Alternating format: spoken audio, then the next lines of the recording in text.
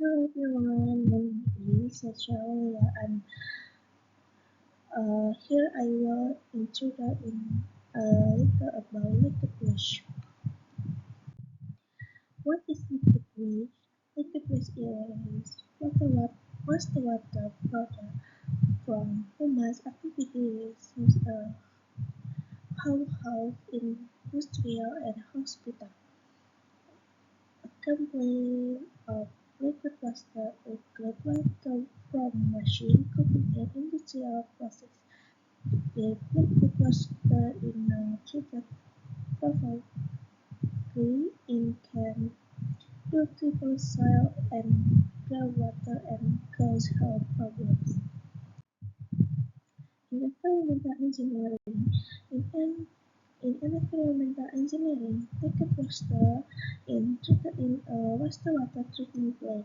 The treatment process usually includes physical, chemical, and biological processes. Process liquid water. The process helps remove bulk, harmful substances, and microorganisms from the wastewater. Proper liquid water treatment is very important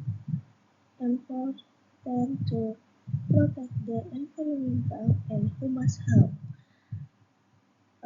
Clean water helps maintain ecosystem balance and support sustainable development.